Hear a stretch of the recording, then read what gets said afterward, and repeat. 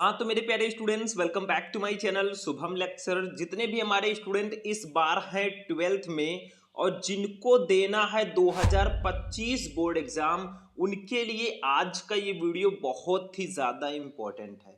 अगर आप भी 2025 में बोर्ड एग्जाम देने वाले हैं तो इस वीडियो को शुरू से लेकर लास्ट तक देखना, क्योंकि आज के इस वीडियो में मैं आपके लिए लेकर आया हूं क्लास 12 हिंदी का एक वायरल पेपर। ऐसा ही पेपर 2025 बोर्ड एग्जाम में आपका हिंदी का आएगा। जैसे ही मुझे ये पेपर मिला, मैंने इसका पूरा सॉल्यूशन लिखा और आपको प्रोवाइड करने की सोची। देखो मेरे पास ये पूरा पेपर तो है ही, देखो ये पूरा पेपर मैं यहाँ पे आपके लिए लेकर आया हूँ। साथ में मैं इसका पूरा सॉल्यूशन भी मैं आपको बताऊंगा। ये देखो, गद्यांश का सॉल्यूशन, पद्यांश, जितने भी टॉपिक हैं पूरा सॉल्यूशन मैंने लिख लिया और इस पूरे वायरल पेपर को हम इस क्लास में सॉल्व करेंगे। तो पेपर कोड भैया याद कर लो 2025 वाले स्टूडेंट, और इस पूरे पेपर को सॉल्व कर लो। देखो सबसे पहले यहां पर हमारा रोल नंबर रहेगा, नाम रहेगा, ठीक है, समय 3 घंटे 15 मिनट रहेगा, यहाँ पे हिंदी लिखा रहेगा, कोड रहेगा, पूर्णांक आपका पूरे 100 नंबर का रहेगा। और हमारा टारगेट है इस बार हम हिंदी में 100 में 100 लेकर आएंगे।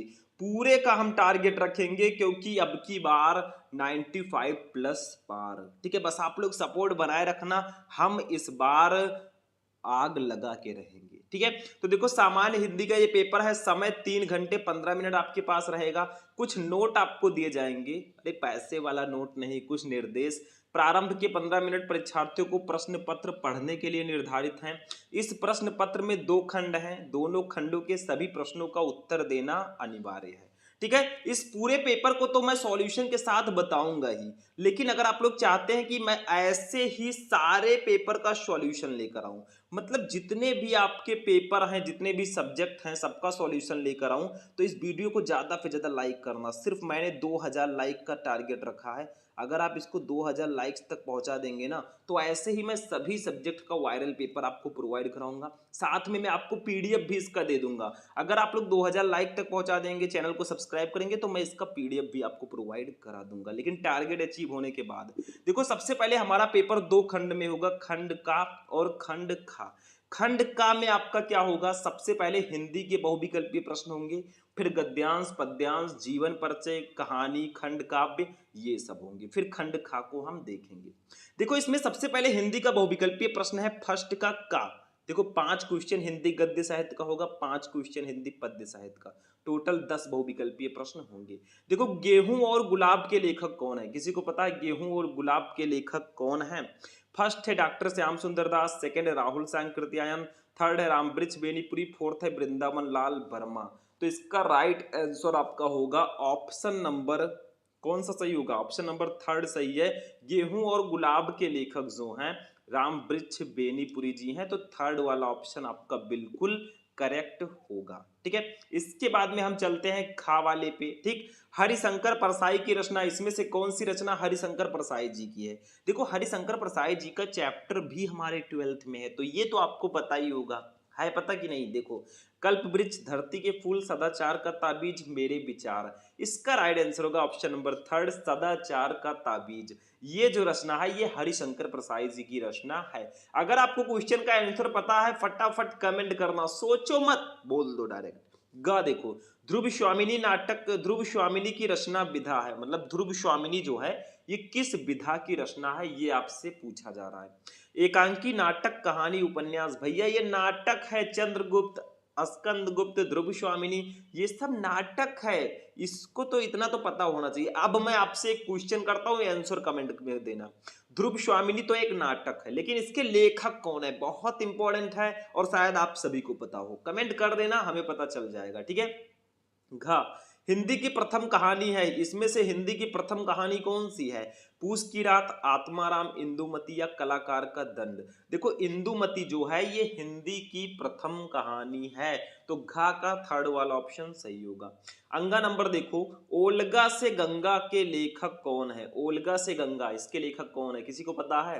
हाँ हमको पता है, मुंशी प्रेमचंद, ज्ञानेंद्र कुमार, हजारी प्रसाद द्विवेदी, राहुल सांकृत्यायन। भैया राहुल सांकृत्यायन जी हैं ओल्गा से गंगा के लेखक। तो आपका जो स्टार्टिंग का जो 5 ऑब्जेक्टिव क्वेश्चन था वो हमने कंप्लीट करा दिया है, मतलब जो स्टार्टिंग में 5 क्वेश्चंस आते हैं। ठीक है, अब हम चलेंगे अपने नेक्स्ट क्वेश्चन पे, यानी कि बहुविकल्पीय प्रश्न। अभी 5 क्वेश्चन कंप्लीट किए हैं, 5 क्वेश्चन और हैं हिंदी पद्य साहित्य के, उनको भी देखते हैं। दूसरा देखो, अब इसका कहा है जायसी का पद्मावत किस भाषा में लिखा गया? बताइए, जायसी का पद्मावत किस भाषा में लिखा गया? ब्रज भाषा, अवधी, खड़ी बोली या फारसी? भैया ये अवधी भाषा में लिखा गया है। जायसी का पद्मावत अवधी भाषा में लिखा गया है।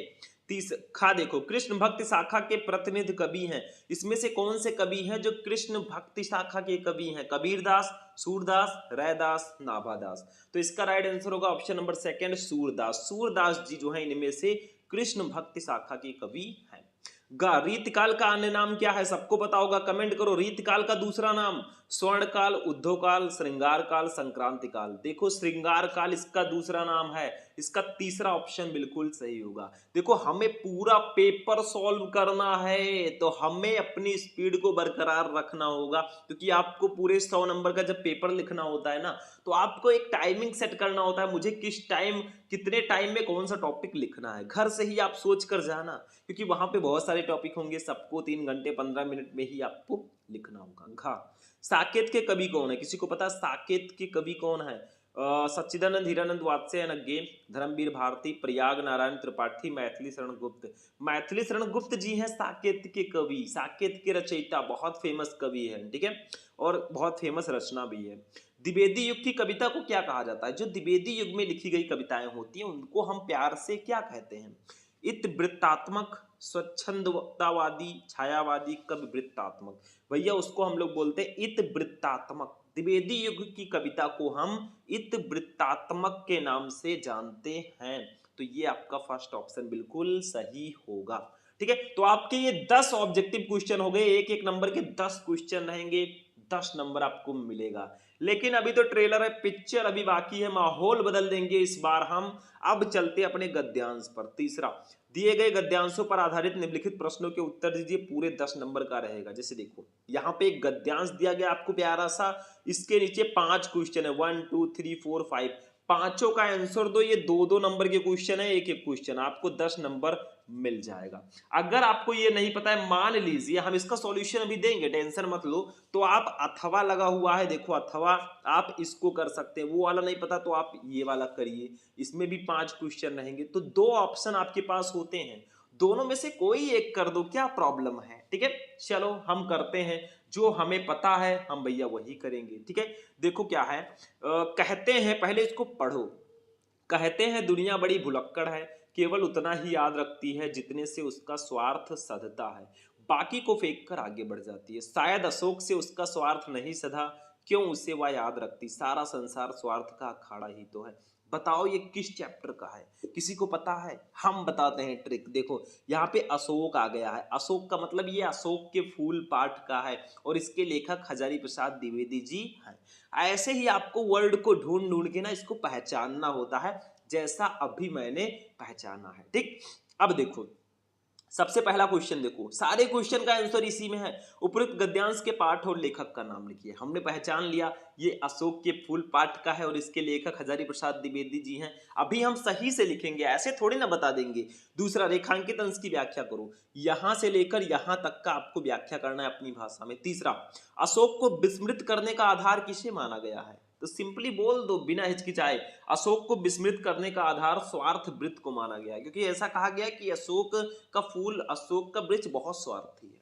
चौथा, लेखक ने दुनिया का किस तरह का व्यवहार बताया है? लेखक ने दुनिया का इस तरह का व्यवहार बताया है कि ये केवल उतना ही याद रखती है जितने से इसका स्वार्थ सधता है, बाकी को ये फेंक कर आगे बढ़ जाती है। क्योंकि यहाँ पे लिखा हुआ है, कहते हैं दुनिया बड़ी भुलक्कड़ है, केवल उतना ही याद रखती है जितने से उसका स्वार्थ सधता है, बाकी को फेंक कर आगे बढ़ जाते हैं। यही चीज आपको इसमें लिखना है।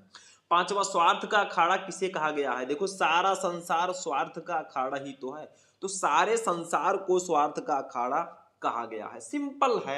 अब इसको सॉल्व कैसे करेंगे? चलो मैं इसका सॉल्यूशन देता हूं बहुत अच्छे से। देखो, जब भी गद्यांश आप सॉल्व करो, प्रश्नोत्तर संख्या तो आपको डालना ही है, साथ में इसका जो फर्स्ट वर्ड है डॉट डॉट करके लास्ट वर्ड, जैसे कहते हैं डॉट डॉट करके अखाड़ा ही तो है। अब आपको संदर्भ डालना है, खूब प्यारा सा हेडिंग, मतलब ये उपयुक्त गद्यांश के पाठ और लेखक का नाम लिखना है तो संदर्भ में लिख दो, सबसे अच्छा रहता है। फर्स्ट यहाँ पे लिखना और इसको लिख देना। प्रस्तुत गद्यांश हमारी पाठ्य पुस्तक के गद्य भाग में संकलित तथा हिंदी के सुविख्यात निबंधकार आचार्य हजारी प्रसाद द्विवेदी द्वारा लिखित अशोक के फूल नामक ललित निबंध से अवतरित है। ऐसे आपको संदर्भ में पाठ का नाम और लेखक का नाम लिख देना है। दूसरा, रेखांकित अंश की व्याख्या करो। यहां से यहां तक व्याख्या करना है तो ऐसे नंबर 2 हेडिंग डालेंगे और इसकी व्याख्या कर देंगे। देखो मतलब थोड़ा सा बढ़ा चढ़ा के थोड़ा चेंज करके लिख देना। अगर यहाँ पे 2 लाइन में है आप 4-5 लाइन में लिख दो। देखो द्विवेदी जी कहते हैं कि ये संसार बड़ा स्वार्थी है, ये उन्हीं बातों को याद रखता है जिनसे उसका कोई स्वार्थ सिद्ध होता है, अन्यथा व्यर्थ की स्मृतियों से यह अपने आप को बोझिल नहीं बनाना चाहता। या उन्हीं वस्तुओं को याद रखता है जो उसके दैनिक जीवन की नई स्वार्थ पूर्ति में सहायता पहुंचाती हैं। बदलते समय की दृष्टि में अनुपयोगी होने से यदि कोई वस्तु उपेक्षित हो जाती है तो यह उसे भूलकर आगे बढ़ जाती है। बस ऐसे थोड़ा बढ़ा चढ़ा के लिख दो भैया, नंबर आपका तैयार है।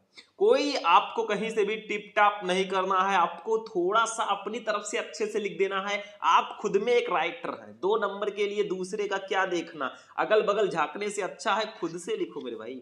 तीसरा, अशोक को विस्मृत करने का आधार किसे माना गया है? तो देखो अशोक को विस्मृत करने का आधार स्वार्थ वृत्त को माना गया। ऐसा माना गया है कि ये जो अशोक है ये बड़ा स्वार्थी है, ठीक है, तो स्वार्थ वृत्त को ही इसको विस्मृत करने का आधार माना गया है।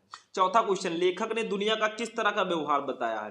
तो लेखक ने दुनिया का व्यवहार इस तरह बताया है कि यह केवल उतना ही याद रखती है जितने से इसका स्वार्थ सधता है, बाकी को फेंक के ये आगे बढ़ जाती है। मतलब यही लाइन यही से यहां से लेकर यहां तक मैंने लिख दिया है थोड़ा सा, ठीक, यही आपको लिखना है। पांचवा, स्वार्थ का अखाड़ा किसे कहा गया भैया? तो सारे संसार को स्वार्थ का अखाड़ा कहा गया है। ये देखो सारा संसार स्वार्थ का अखाड़ा ही तो है।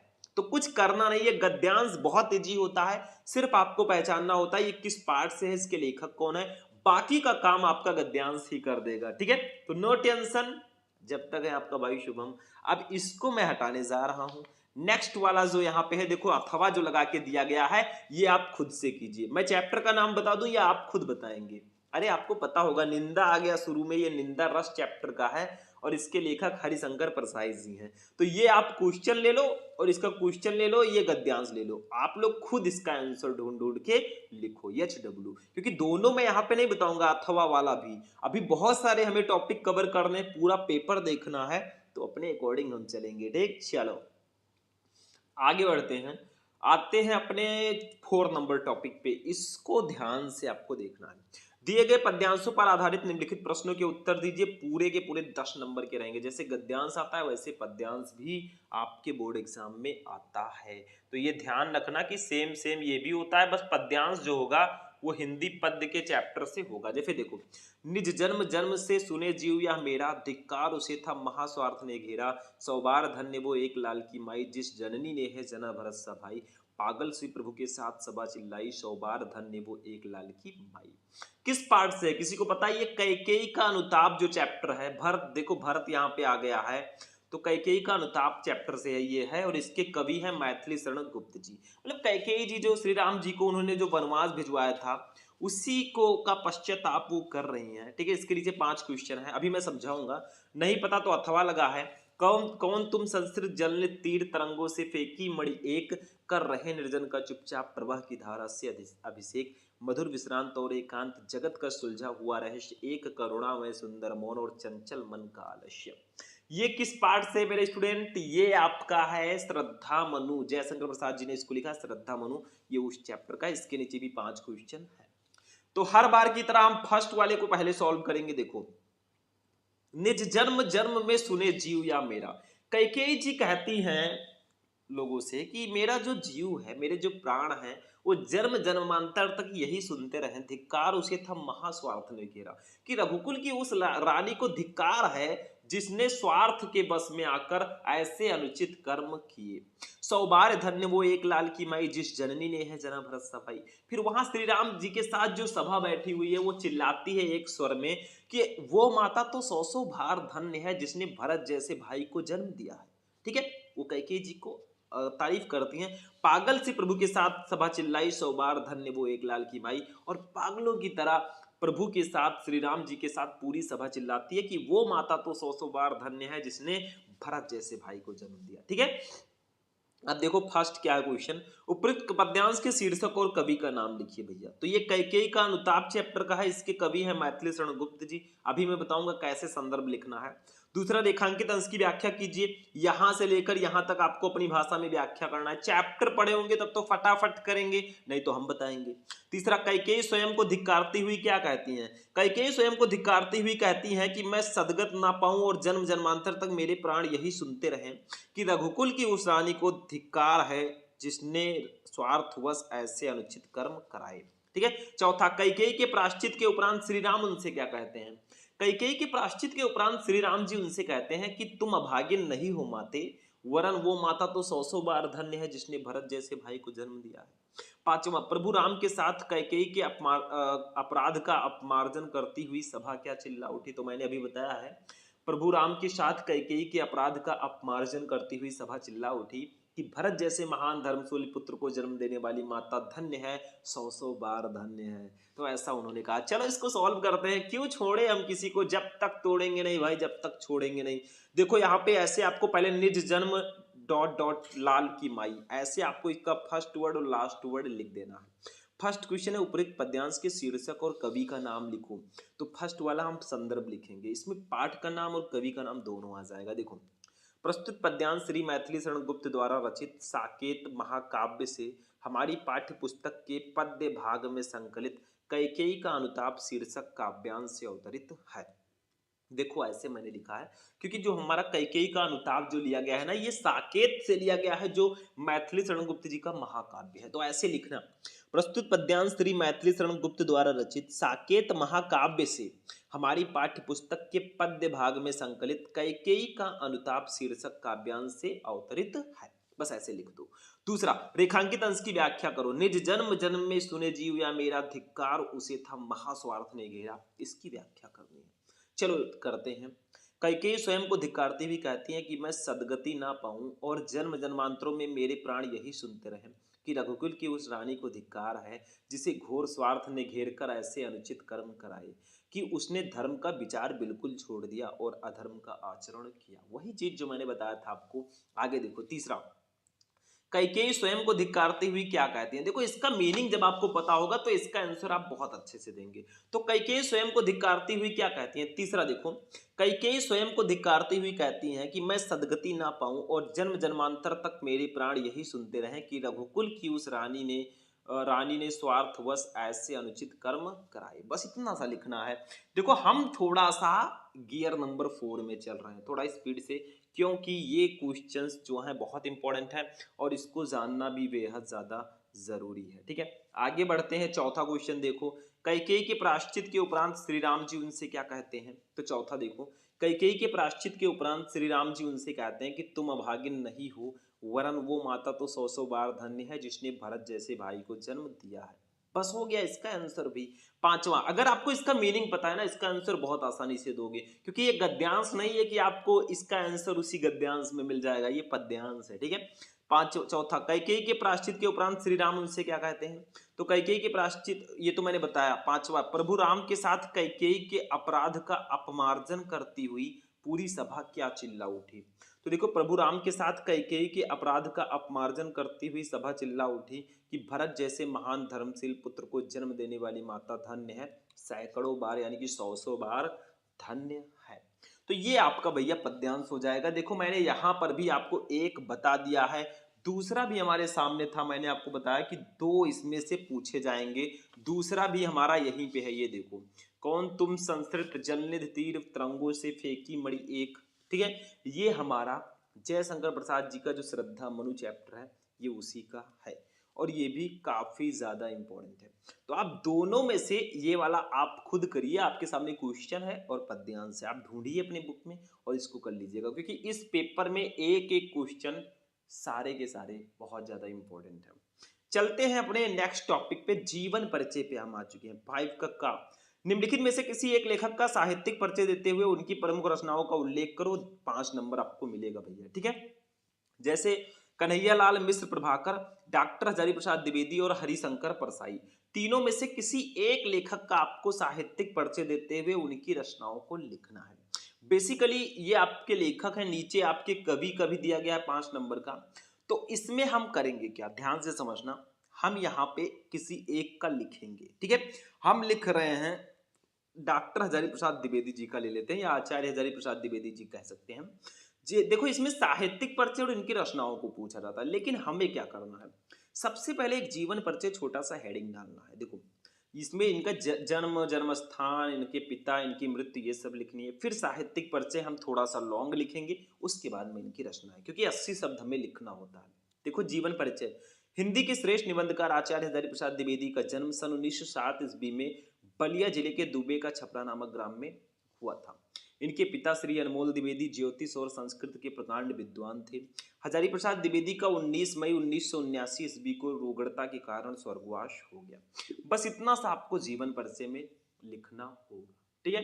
अब चलते हैं साहित्यिक परिचय। साहित्यिक परिचय का मतलब होता है इनका हिंदी साहित्य में कैसा परिचय है। देखो, इसको मैं आपको ऑलरेडी बता चुका हूं, आचार्य हजारी प्रसाद द्विवेदी जी का जीवन परिचय आप सर्च करके भी देख सकते हैं। वैसे मैं यहाँ पे भी बता रहा हूँ, ऐसे लिखोगे पूरे 5 में 5 मिलेंगे। देखो, साहित्यिक परिचय। हजारी प्रसाद द्विवेदी साहित्य के प्रख्यात निबंधकार, इतिहास लेखक, अन्वेषक, आलोचक, संपादक तथा उपन्यासकार के अतिरिक्त कुशल वक्ता और सफल अध्यापक भी थे। देखो, इतनी क्वालिटीज थी इनके अंदर। निबंधकार थे, इतिहास लेखक थे, अन्वेषक, आलोचक, संपादक, उपन्यासकार थे, कुशल वक्ता, लेक्चरर भी थे और अध्यापक भी थे। भाई, कितनी सारी क्वालिटीज हैं, इसी से इनकी महानता का आइडिया लगता है। वे मौलिक चिंतक, भारतीय संस्कृति और इतिहास के मर्मज्ञ, बंगला तथा संस्कृत के प्रकांड विद्वान थे, ठीक है। इनके साहित्य पर संस्कृत भाषा, आचार्य रामचंद्र शुक्ल और रविंद्रनाथ ठाकुर का स्पष्ट प्रभाव है। इन्होंने विश्व भारती और अभिनव भारतीय ग्रंथमाला का संपादन भी किया। मतलब क्या क्या इन्होंने किया, कैसी कैसी रचनाएं करते थे, वो आपको इसमें लिखना है। इनके पुरस्कार भी आपको इसी में लिखने होते हैं। आगे देखो, इन्होंने नित्य प्रति के जीवन की गतिविधियों और अनुभूतियों की मार्मिकता के साथ चित्रण किया है। ये हिंदी ललित निबंध लेखकों में अग्रगण्य हैं। द्विवेदी जी की साहित्य सेवा को डी लिट, पद्म भूषण और बंगला प्रसाद पारितोषिक से सम्मानित किया गया। मतलब इनको कौन कौन से पुरस्कार मिले, वो भी आपको इसी में लिखना है। डी लिट, पद्म भूषण और मंगला प्रसाद पारितोषिक, ठीक है। अब इनकी रचनाओं को लिखते हैं। इनकी प्रमुख रचनाएं निम्न हैं। कई रचनाएं हैं इनकी। देखो, निबंध संग्रह, ऐसे हेडिंग डाल के लिखना, लेकिन ये पीला, हरा, लाल, ये सब पेन बिल्कुल मत यूज करना, नहीं तो नंबर कट जाएगा। आपको ब्लू एंड ब्लैक का ही यूज करना है। निबंध संग्रह में इन्होंने अशोक के फूल, कुटज, विचार प्रवाह, विचार और वितर्क, आलोक पर्व, कल्पलता, ये इनके निबंध की रचनाएं हैं। आलोचना साहित्य में सूरदास, कालिदास की लालित्य योजना, कबीर, साहित्य सहचर, साहित्य का मर्म, इनकी आलोचना वाली रचनाएं हैं। इतिहास में हिंदी साहित्य की भूमिका, हिंदी साहित्य का आदिकाल, हिंदी साहित्य। उपन्यास में बाण भट्ट की आत्मकथा, चारुचंद्र लेख, पुनर्नवा और अनाम दास का पोथा। संपादन में नाथ सिद्धों की बानियां, संक्षिप्त पृथ्वीराज रासो, संदेश रासक और अनुदित रचनाओं में प्रबंध चिंतामणि, पुरातन प्रबंध संग्रह, प्रबंध कोश, विश्व परिचय, लाल कनेर, संदेश रासक। अब इतना आप चाहें तो रचनाएं आप कम भी लिख सकते हैं, केवल निबंध लिख दें, इतिहास लिख दें और उपन्यास लिख दें, इससे भी आपको पूरा नंबर मिल जाएगा। ऐसा नहीं कि सारे के सारे लिखने हैं, लेकिन लिख दोगे तो ज्यादा बेटर रहेगा। तो ये आपका लेखक का साहित्यिक परिचय हो चुका है। अब कवियों की ओर चलेंगे। भाई, पूरा सॉल्यूशन देख रहे हैं। देखो, सॉल्यूशन मैं लिख कर लेकर आऊं आपके लिए। मेहनत जानते हो कितना लगा है, तो वीडियो को आप लोग लाइक करना, ज्यादा से ज्यादा फैला दो पूरे यूट्यूब पर। खा देखो, निम्नलिखित में से किसी एक कवि का साहित्यिक परिचय, उनकी प्रमुख रचनाओं का उल्लेख करो, 5 नंबर।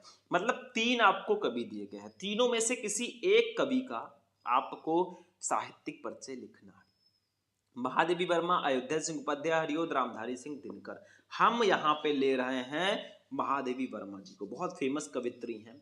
तो इसमें भी पहले जीवन परिचय, फिर साहित्यिक परिचय, फिर रचनाओं को लिखेंगे। तो जीवन परिचय। महादेवी वर्मा का जन्म फर्रुखाबाद के एक शिक्षित कायस्थ परिवार में सन 1907 ईस्वी में होलिका दहन के दिन हुआ था। इन्होंने एफए, बीए और एमए परीक्षाएं सम्मान रहित सहित उत्तीर्ण की। 11 सितंबर 1987 को इस महान लेखिका का स्वर्गवास हो गया। देखो, मैं स्क्रीनशॉट लेने का मौका दे रहा हूं, आप लोग इसका स्क्रीनशॉट लेकर भी रख सकते हैं, नो प्रॉब्लम। साहित्यिक परिचय देखिए। महादेवी वर्मा जी का प्रमुख रचना क्षेत्र काव्य है। इनकी गणना छायावादी कवियों की बृहत चतुष्टयी जैसे पंत, निराला, प्रसाद, महादेवी में होती है।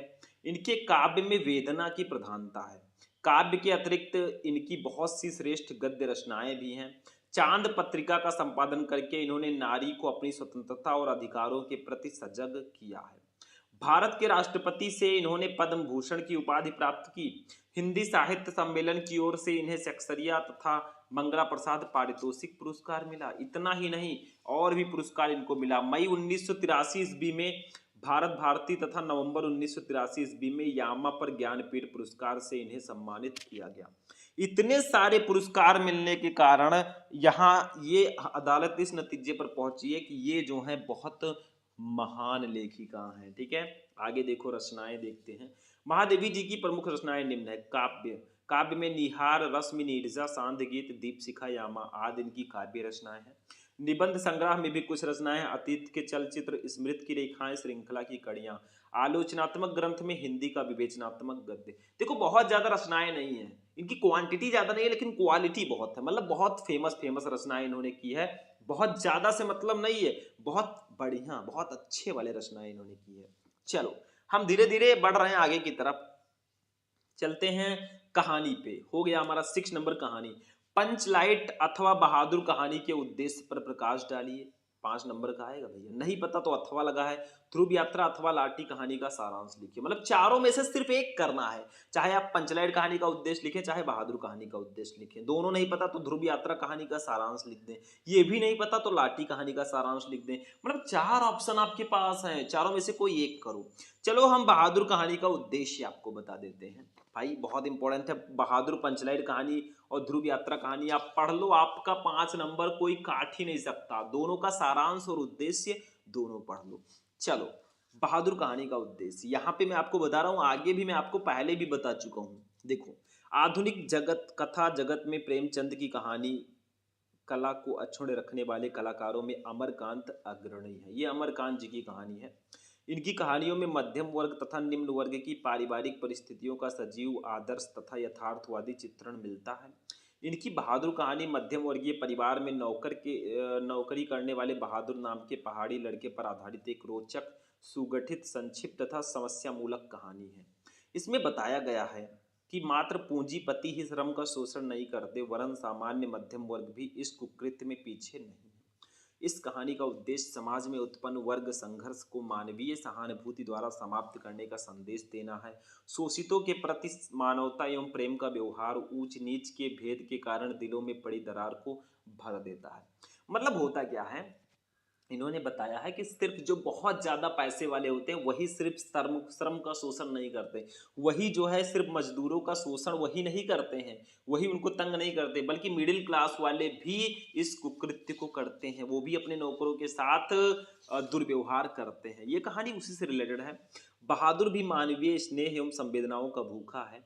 मालिक द्वारा पीटे जाने और प्रतिक्रिया स्वरूप उसके घर छोड़ जाने पर परिवार के सभी लोगों को पश्चाताप का अनुभव होता है।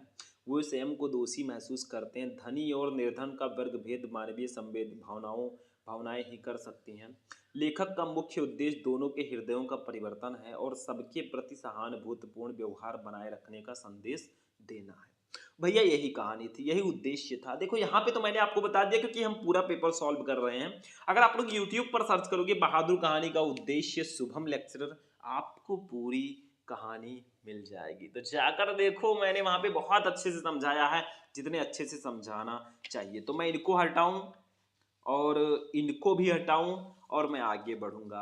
अब आते हैं स्वापठित खंड काव्य पे। देखो स्वापठित खंड काव्य जो होता है भैया, इसका मतलब होता है अपने आप पढ़कर आपको खंड काव्य लिखना होता है। जल्दी टीचर भी इसको नहीं पढ़ाते हैं, लेकिन देखो स्वापठित खंड काव्य के आधार पर किसी एक खंड के एक प्रश्न का उत्तर दीजिए। अधिकतम शब्द सीमा 80, 5 नंबर का पूरे के पूरा आएगा।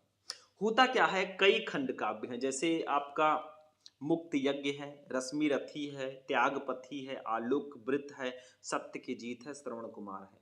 तो इसको क्या किया गया, एक एक को जिले में ग्रुप में बांट दिया गया। जैसे कुछ जिलों में क्या है, मुक्त यज्ञ है, कुछ जिलों में रश्मि रथी है, किसी जिले में त्यागपथी है, किसी में आलोक वृत्त है, किसी में सत्य की जीत है और किसी में श्रवण कुमार है।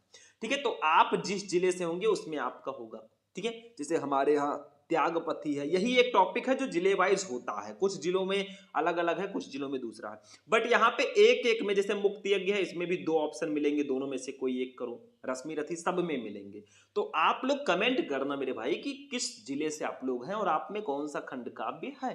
अगर आपको पता है अच्छी बात है, नहीं पता है तो अपने अपने सर जी से पूछ लीजिए या अपने क्वेश्चन बैंक अपने बुक में देख लीजिए, उसमें साफ साफ लिखा होगा। ठीक है, तो ये चीज अपने आप आपको पढ़ना होता है, लिखना तो अपने आप है ही। ठीक है, तो हमारा खंड का यहाँ पे फिनिश हो गया। 10 नंबर का बहुविकल्पीय, 10 नंबर का गद्यांश, 10 नंबर का पद्यांश, 10 नंबर का जीवन परिचय मतलब लेखक और कवि का मिलाकर 10 नंबर, 5 नंबर की कहानी, 5 नंबर का खंड काव्य, टोटल 50 नंबर का भैया पेपर हमने कर लिया। अभी देखो आधे घंटे में हमने सिर्फ 50 नंबर का पेपर किया है। अभी तो ट्रेलर है, अभी तो खंड खा बाकी है। क्लास भले ही लॉन्ग जा रही है लेकिन आपके सपने भी बड़े हैं और उसको हमें पूरे करने हैं। चलो आगे बढ़ते हैं, हम लोग चलते हैं अपने नेक्स्ट टॉपिक पे। ये देखो 8 नंबर टॉपिक, अब खंड खा, इसके ऊपर शायद यहीं पे खंड खा लिखा है, देखो नीचे लिखा हुआ है, मैंने ध्यान नहीं दिया। ये देखो यहाँ पे खंड खा लिखा हुआ है और इसी खंड खा को हम इधर से अब देखेंगे। देखो 8वां क्वेश्चन है, ये हमारे हिंदी के हिंदी संस्कृत का ये पद्यांश है, सॉरी गद्यांश है। ठीक है, दिए गए गद्यांशों में से किसी एक का ससंदर्भ हिंदी में अनुवाद कीजिए, पूरे 7 नंबर आपको इसके लिए मिलेंगे। ठीक है, मतलब आपको संस्कृत का गद्यांश दिया गया, आपको संदर्भ लिखना और हिंदी में अनुवाद करना है, 7 नंबर ले लेना है। देखो दो गद्यांश आपको दिए जाएंगे, एक ये दिया गया है, महापुरुषा लौकिक प्रलोभने सुबद्धा नियत लक्षांत कदापि भ्रंशंति, नहीं पता तो अथवा लगा। दूसरा ये दिया गया है, अब इसको पहचानो पहले। देखो ये किस चैप्टर का है, ये आपका जो है फर्स्ट वाला, ये महामना मालवीय चैप्टर का है, महामना मालवीय जी के बारे में बताया गया है। और ये दूसरा जो है ये हमारा पंचशील सिद्धांता चैप्टर का, सीधा सीधा यहाँ पे लिखा हुआ आधुनिक जगत पंचशील सिद्धांता। तो दोनों में से आपको कोई एक करना है। देखो स्टूडेंट, बेसिकली हम इसका सॉल्यूशन तो अभी नहीं देने वाले, बाकी जो क्वेश्चन है सबका हम देंगे, लेकिन ये जो आपका है ना संस्कृत में मैंने बताया था 3-4 चैप्टर बहुत इंपॉर्टेंट है, जातक कथा, पंचशील सिद्धांता, संस्कृत भाषा या महत्तम और महामना मालवीय, यही 4 चैप्टर पढ़ लो, ये 7 नंबर आपके हाथ में है, कोई रोक ही नहीं सकता, 100% गारंटी में ले सकता हूँ। तो वही मैं यहाँ पे तो इसका आंसर भी नहीं देने वाला, लेकिन हाँ ये आपके चैप्टर बहुत इंपॉर्टेंट है। चैप्टर पहचानना अगर आपको आ गया, संदर्भ आप लिख देंगे, 2 नंबर कंप्लीट।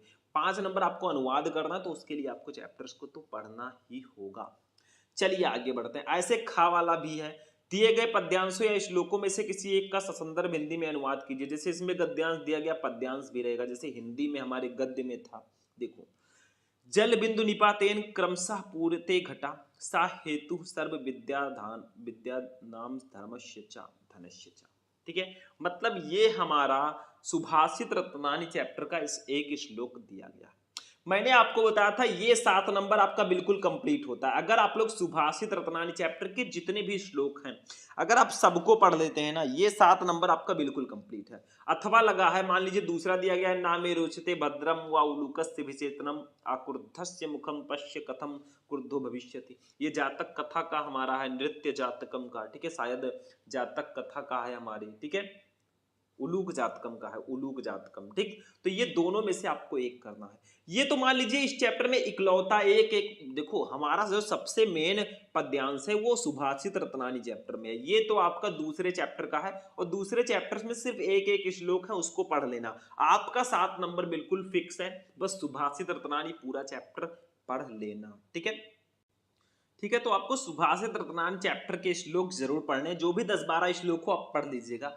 जैसे जल बिंदु निपातेन क्रमशः पूर्यते घटा, साव हेतु सर्व विद्या नाम धर्मस्य च धनस्य च, मतलब जल की एक एक बूंद गिरने से क्रमशः घड़ा भर जाता है, समस्त विद्याओं धर्म और धन का भी यही हेतु है, अर्थात निरंतर उद्योग करते रहने से ही धीरे धीरे ये तीनों वस्तुएं संग्रहित हो पाती हैं। ठीक है, मतलब निरंतर मेहनत करने से ही आपको धर्म धन सब कुछ मिलेगा। तो ये भैया आपको आगे मैं आपको बताता रहूंगा, टेंशन बिल्कुल मत लेना। तो ये सुभाषित रत्नानी चैप्टर का पढ़ लेना। 9 नंबर देखो, मुहावरे एवं लोकोक्तियां हैं।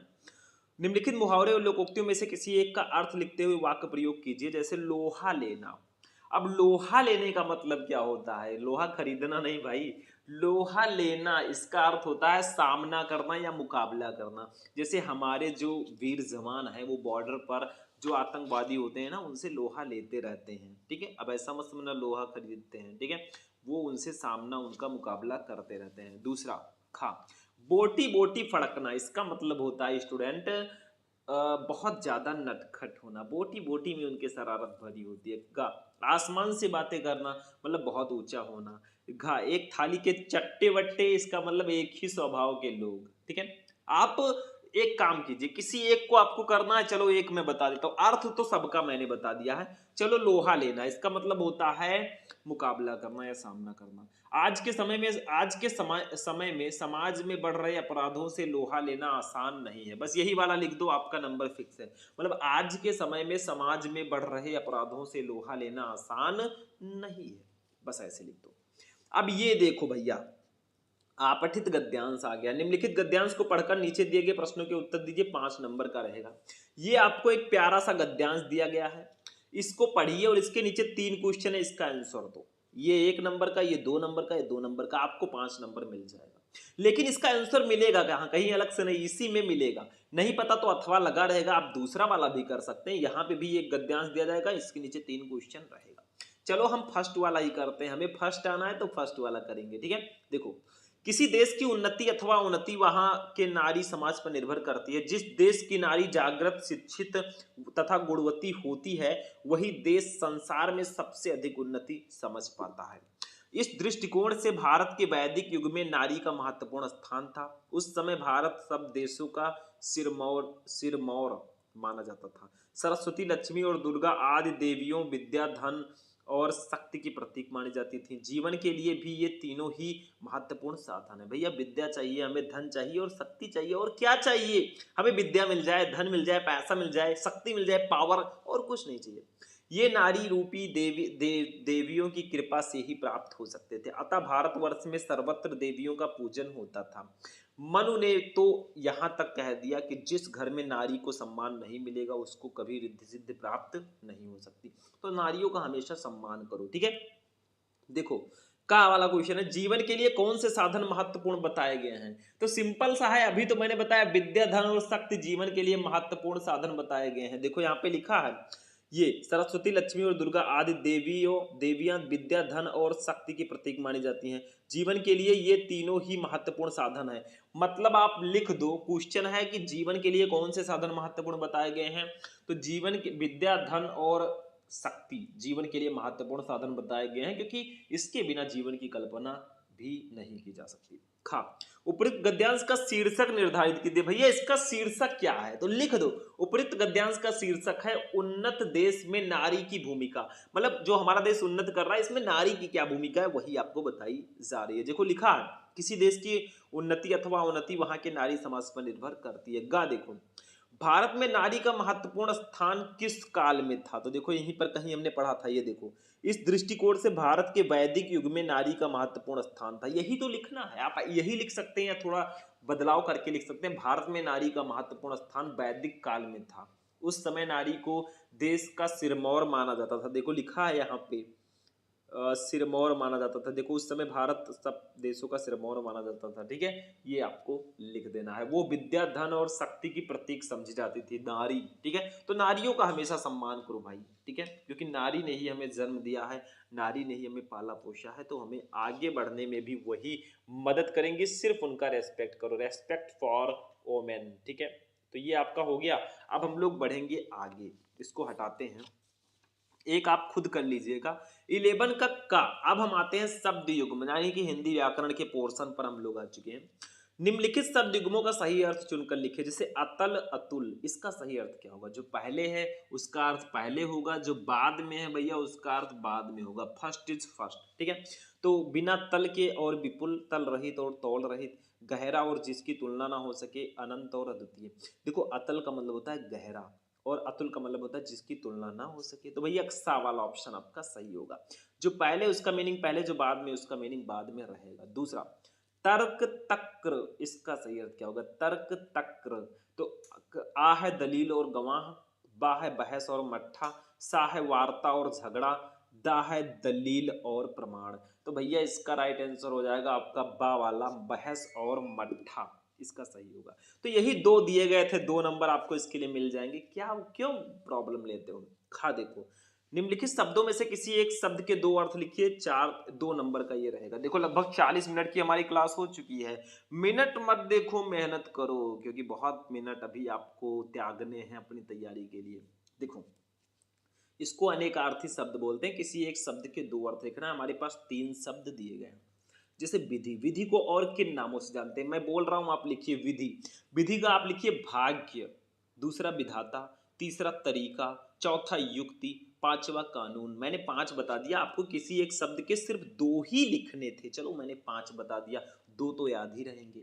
दूसरा हाथ, हाथ को आप लिख सकते हैं हस्त या सहयोग। तीसरा तनया, तनया को आप लिख सकते हैं पुत्री या बेटी जिसको बोलते हैं। और पिंडन नाम की, पिड़वन नाम की लता एक होती है, वो भी आप लिख सकते हैं। चलो आगे बढ़ते हैं। अब गा वाला, अनेक शब्दों के लिए एक शब्द है। निम्नलिखित वाक्यांशों के लिए एक शब्द का चयन करके लिखिए। जैसे फर्स्ट है संयम से और कम खर्च करने वाला, उसको हम एक शब्द में क्या बोलते हैं? सिंपल सा है, कृतज्ञ नहीं, समष्टता नहीं, मुमुक्ष नहीं, मितव्ययी बोलेंगे। मतलब संयम से और जो कम खर्च करे, लिमिट में रहे, उसको मितव्ययी बोलते हैं। ठीक है। दूसरा, उपकार को मानने वाले को क्या बोलेंगे? शुचिकर्मा, शाक्त, आशातीत या कृतज्ञ। भैया उसको कृतज्ञ बोलेंगे। उपकार को मानने वाले को हम कृतज्ञ बोलते हैं। आपका दूसरा वाला ऑप्शन सही होगा। ठीक है, दा वाला ऑप्शन, सॉरी दा वाला। ठीक। अब घ देखो, वाक्य संशोधन है। निम्नलिखित में से किन्हीं 2 वाक्यों को शुद्ध करके लिखिए। 2 नंबर का रहेगा भैया। 2 वाक्य आपको शुद्ध करके लिखना है। यहाँ पे 4 दिया गया है। देखो का, हम चारों बताएंगे, हम मानेंगे नहीं। ठीक है, जब तक आपको टॉपर नहीं बना देते हम नहीं मानने वाले। उपरोक्त तथ्य मेरे विचार में ठीक है। देखो बाकी सब तो ठीक है, लेकिन उपरोक्त के जगह पर आप लोग लिखिएगा उपर्युक्त, उपर्युक्त। ठीक है, ऐसे आपको कुछ लिखना है। ठीक है, उपर्युक्त लिखिएगा। पेन को मैं थोड़ा सा चेंज कर देता हूं क्योंकि भैया डैमेज है हमारे भाई साहब, तो इनको दूसरा ले आता हूं। ये उपर्युक्त आप लिख दीजिएगा। ठीक है। खा, हमें क्षमा मांगना चाहिए, नहीं हमें क्षमा मांगनी चाहिए। मांगनी लिख दो तब सही हो जाएगा। गा, ईश्वर के अनेकों नाम है, नहीं भैया अनेक नाम है ईश्वर के। अनेक, अनेक खुद में ये बहुवचन है, अनेकों लिखने की जरूरत नहीं है। घा, मैं कलम के साथ लिखता हूं, नहीं भैया मैं कलम से लिखता हूं। यहाँ पे के साथ को हटाकर से कर देना, मैं कलम से लिखता हूं। भैया उसके साथ आप लिखते हैं या कलम से लिखते हैं? बस यही आपका सही होगा। 12 नंबर आता है। अब रस छंद अलंकार की बारी आ गई भैया। बहुत इंटरेस्टिंग टॉपिक है। देखो, हास्य रस अथवा करुण रस की परिभाषा उदाहरण सहित लिखो 2 नंबर। श्लेष अथवा यमक अलंकार का लक्षण उदाहरण सहित लिखो 2 नंबर। और चौपाई अथवा कुंडलियां छंद का लक्षण उदाहरण सहित लिखो 2 नंबर। ये 6 नंबर भैया बिल्कुल कंप्लीट होते हैं। ये 100% फिक्स वाले टॉपिक हैं। तो रस छंद अलंकार को मैंने एक ही वीडियो में आपको पढ़ा दिया। अभी जल्दी आप लोग सर्च करना रस छंद अलंकार शुभम लेक्चरर, आपको क्लास मिल जाएगा। 15 से 20 मिनट का क्लास है और आपका 6 नंबर कंप्लीट है उसी क्लास में। जितने भी रस हैं, हास्य रस, करुण रस, वीर रस, छंद में आपका दोहा, चौपाई, सोरठा, कुंडलियां, अलंकार में आपका यमक, श्लेष, उपमा, रूपक, उत्प्रेक्षा, सबको मैंने एक ही वीडियो में बताया। तो जाकर देखो सर्च करके। इस क्लास को देखने के बाद आप लोग सर्च करना यूट्यूब पर रस छंद अलंकार शुभम लेक्चरर, आपको क्लास मिल जाएगा। कोई भी टॉपिक सर्च करोगे सब मिलेगा। 13 नंबर देखो, पत्र लेखन।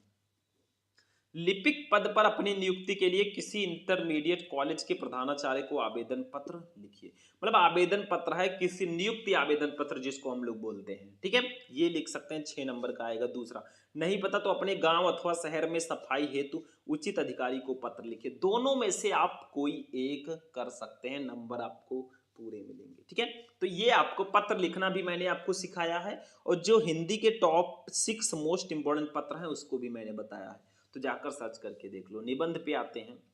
निम्नलिखित विषयों में से किसी एक पर अपनी भाषा शैली में निबंध लिखो 9 नंबर का। जैसे मेरे आदर्श शिक्षक, हमारा राष्ट्रीय त्योहार, पर्यावरण प्रदूषण समस्या और समाधान, सूचना प्रौद्योगिकी और मानव कल्याण, और भारत में जनसंख्या वृद्धि की समस्या। 5 टॉपिक यहाँ पे दिए गए हैं, पांचों इंपॉर्टेंट है।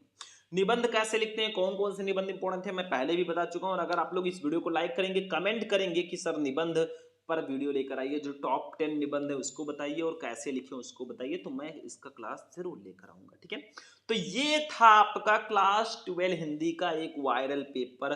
पूरे 100 नंबर का मैंने पेपर आपको बता दिया। ज्यादातर क्वेश्चन, लगभग 90 से 80% क्वेश्चन का मैंने सॉल्यूशन भी बताया। और क्या चाहिए जिंदगी के लिए। तो क्लास हमारा फिनिश होता है यहीं पर। इस वीडियो को जितना हो सके लाइक करना, चैनल को सब्सक्राइब कर लेना, अपना प्यार बांटते रहना, हम भी आपको प्रोवाइड कराते रहेंगे अच्छी अच्छी क्लासेज। फिर मिलते हैं हम लोग नेक्स्ट वीडियो में नेक्स्ट टॉपिक के साथ। तब तक के लिए बोलो जय हिंद।